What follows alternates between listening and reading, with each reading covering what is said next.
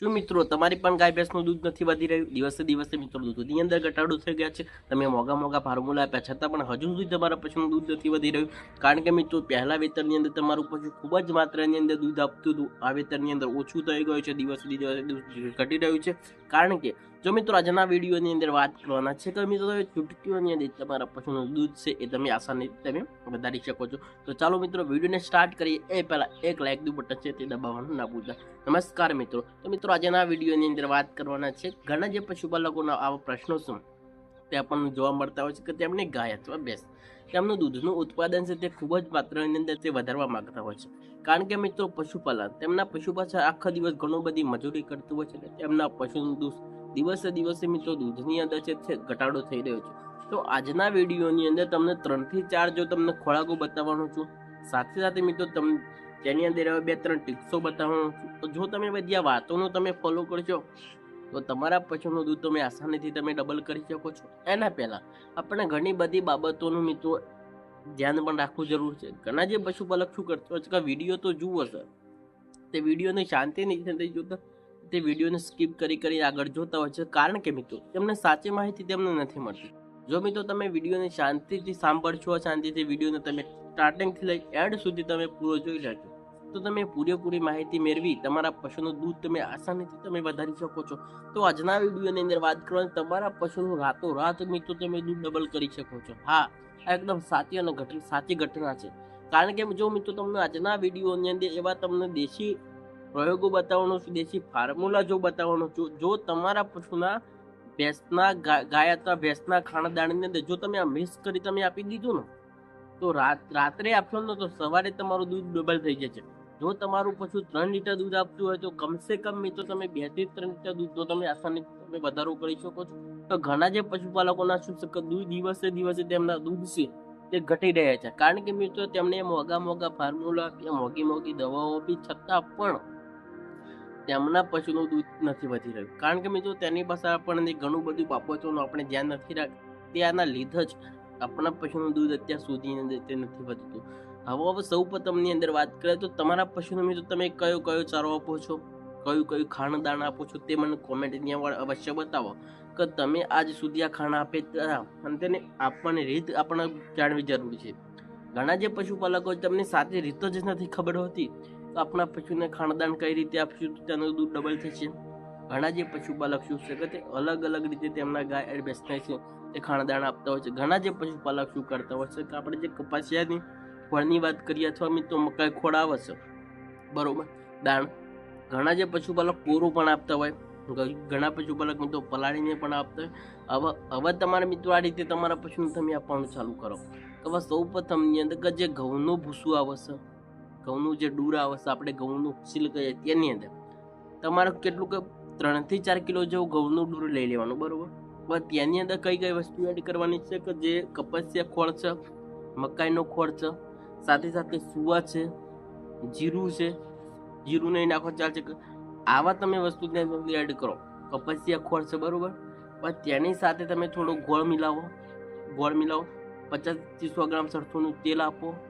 આ રીતે જો તમારા પશુ તમે મિક્સ કરી તમે આપવાનું ચાલુ કરજો. સાથે સાથે મિત્રો જે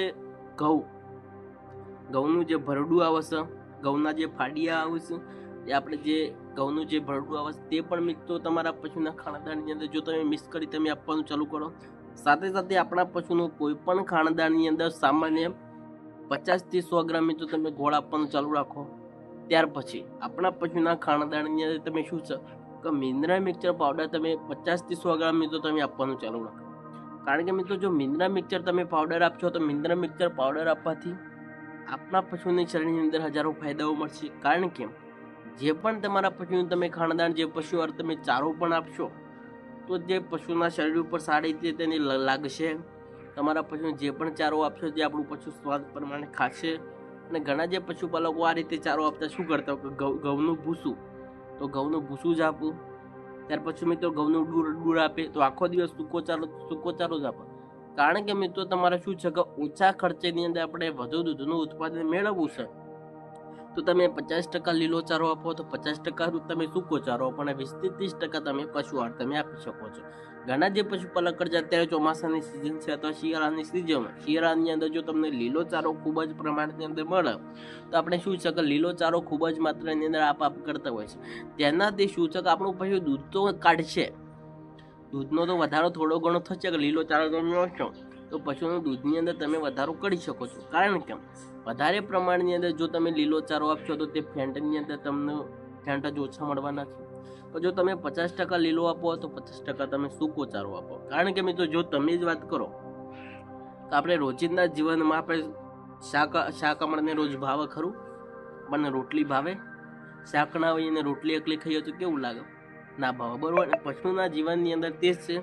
તમે 50% સૂકો ચારો આપો તો 50% તમે લીલો ચારો આપો. સાથે સાથે મિત્રો ખાધા પછી આપણે પાણી જ ના પીએ તો શું થાય? સાથે સાથે મિત્રો પશુના ખાણાદાણની અંદર તમે પાણી તમે મિક્સ કરો. સાથે સાથે મિત્રો પશુને 24 કલાક તેમના 24 કલાક પશુનું પાણી મળી રહે તેવી તો તમારે સગવડ પણ કરવી જરૂર છે. કારણ કે મિત્રો જેટલી પ્રમાણની અંદર આપણું પશુ પાણી પીશે તેટલી જ માત્રાની અંદર અઢળક માત્રાની અંદર દૂધનું પીક લેવલ તે પણ વધારી શકતું હોય છે. કારણ કે મિત્રો પશુને સૌથી વધારે મિત્રો દૂધ બનાવવા માટે મિત્રો પાણીની સૌથી વધારે જરૂર પડતી હોય છે. શું છે કે સૌથી વધારે દૂધ બનાવવા પશુને પાણીની ખૂબ જ માત્રાની અંદર તેને જરૂર છે તે પડતી હોય છે. તમારું પશુ દિવસ દરમિયાન જેટલું પાણી પીવે તેટલી જ માત્રાની અંદર તમે તમારા પશુને તમે પાણી આપવાનું ચાલુ રાખો. કારણ કે મિત્રો જો પશુના એવું લાગે તો પશુના સાથે જ મિત્રો પાણીની સગવડ કરી દો. જ્યાં પણ તમારા પશુને તમે બાંધો છો ત્યાં જ મિત્રો પાણીની તમે સગવડ કરી દો. કારણ કે તમારું પશુ જેટલું પાણી પીશે તેટલી જ માત્રાની અંદર દૂધનું પીક લેવલ પણ વધારી શકે છે. તો ચાલો આજના વિડીયોની અંદર બસ આટલું જ. ફરી મળીશું નવા વિડીયોમાં નવા એક સરસ ટોપિક સાથે. એના પહેલાં તમારા પશુનું મિત્રો તમે ડિવર્મિંગ કરાવવાનું ના ભૂલતા. કારણ કે મિત્રો હું દરેક વિડીયોની અંદર કહેતો આવેલો છું કે તમારા પશુનું પહેલાં તમે ડિવર્મિંગ કરાવો. અત્યારે મિત્રો ચોમાસાની સિઝન અથવા શિયાળાની સિઝન ચાલી રહી છે. શિયાળાની અંદર ખૂબ જ પ્રમાણની અંદર આપણા પશુના પેટની અંદર કૃમિ કરમિયા પડતા હોય છે. ડિવર્મિંગ તો મેં તમને કહી ઘણા જે પશુપાલકો પાછા કોમેન્ટ પણ કરશે તો સર ડિવર્મિંગ એટલે શું? કે પશુના પેટની અંદર શરીરની અંદર જે કૃમિ કરમિયા કહીએ છીએ તે જ તમે તમારા પશુને મોંઘા તમે ફોર્મ્યુલા આપતા હતા, મોંઘું તમે ચારું આપતા હતા. કારણ કે મિત્રો જો તમારા પશુનું તમે ડિવર્મિંગ નહીં કરાવેલું હોય તો તમે મોંઘું ફોર્મ્યુલા ખવડાવશો, તમારા પશુને સારી ક્વોલિટીના સાબરદાણ ખવડાવશો. તે બધું શું છે કે કરમિયા છે તે ચૂસી ખાતા હોય. આપણે નથી કહેતા કે આની અંદર અમે ગમે ત્યાં જેટલું ખવડાવીએ છીએ છતાં પણ મિત્રો પશુના શરીર ઉપર કેમ નથી લાગતું? કારણ કે મિત્રો તમે અત્યાર સુધીની અંદર તમારા પશુનું તમે ડિવર્મિંગ જ નથી કરાયું. હું તમને સાચું કહી રહ્યો છું ખોટું કહી રહ્યો છું તે મને કોમેન્ટની અંદર અવશ્ય તમે બતાવજો. કારણ કે જો તમારા પશુનું તમે ડિવર્મિંગ કરાયેલું હશે ત્યાર પછી મિત્રો જો તમે આ દેશી ઘરેલું ફોર્મ્યુલા આપશો તો તમારા પશુનું દૂધ તમે આસાનીથી મિત્રો તમે વધારી શકવાના છો. તો ચાલો આજના વિડીયોની અંદર બસ આટલું જ. ફરી મળીએ નવા વિડીયોમાં નવા એક ટોપિક સાથે. રજા આપશો. વંદે માતરમ.